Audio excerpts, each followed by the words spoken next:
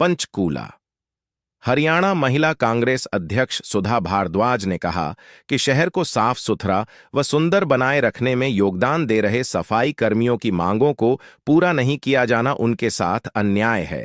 हमें यह नहीं भूलना चाहिए कि किसी भी शहर को संवारने में मेहनतकश सफाई कर्मियों का कितना बड़ा हाथ होता है। वेतन वृद्धि के एरियर का भुगतान, सॉलिड वेस्ट मैनेजमेंट ऐप बंद करने की मांग, मृतक आश्रित को नौकरी, बेगार प्रथा पर रोक, वर्दी और जूतों की मांग समेत सभी मांगें जायज हैं।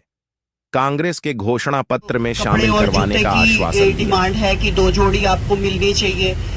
चाहे आपकी जो आय है उसके ऊपर है कि जितना हमारा श्रम है उसके अकॉर्डिंगली समानता का हमें अधिकार मिलना चाहिए।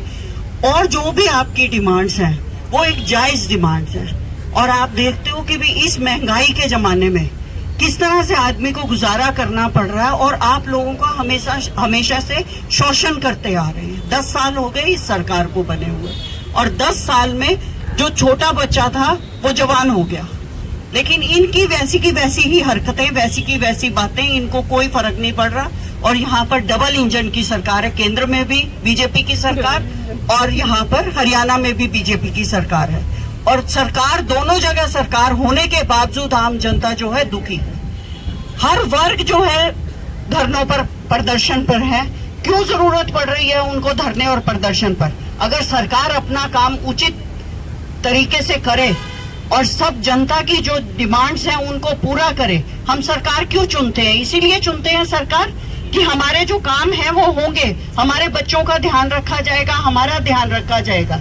लेकिन इस सरकार ने क्या किया? महंगाई चरम सीमा पर बढ़ा दी, सभी वर्गों को धरनों पर बिठा दिया, चाहे वो महिलाएं हो, चाहे वो किसान हो, चाहे आप सफाई कर्मचारी हो, चाहे आशा वर्कर हो, कोई भी, चाहे कर्मचारी हो, चाहे व्यापारी हो, तो सभी लोग धरनों पर क्यों बैठे हैं? तो ये सरकार की नाकामयाबी है ना।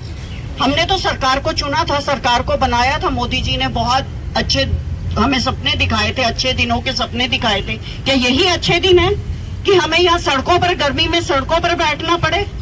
किसान 1 साल तक सड़कों पर बैठा रहा, इन्होंने सूद नहीं ली। ये किसी की सूद नहीं लेते, सिर्फ अमीर इनके जो दोस्त हैं उनके ही बढ़ाने के, पैसे बढ़ाने के लिए लगे हुए हैं, उनका धन इकट्ठा करवा रहे हैं।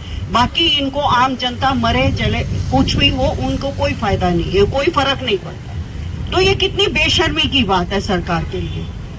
और हम आपसे यही बात कहते हैं कि जो भी आपकी डिमांड है, आने वाली सरकार में हम आपकी डिमांड रखेंगे।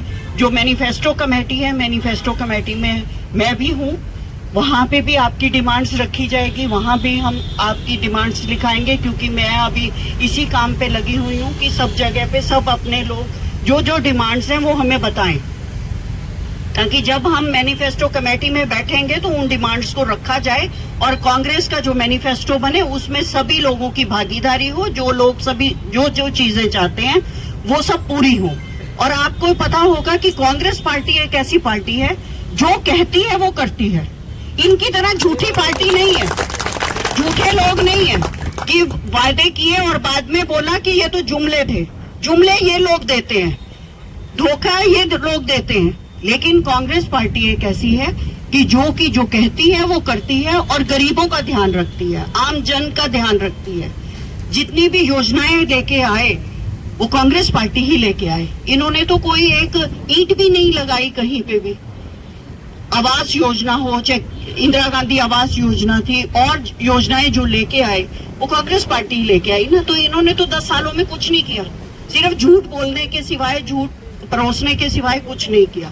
तो आपकी जायज मांगे हैं और हम इस मांगों को जैसे ही कांग्रेस की सरकार आएगी उसको जल्द से जल्द पूरा करवाएंगे।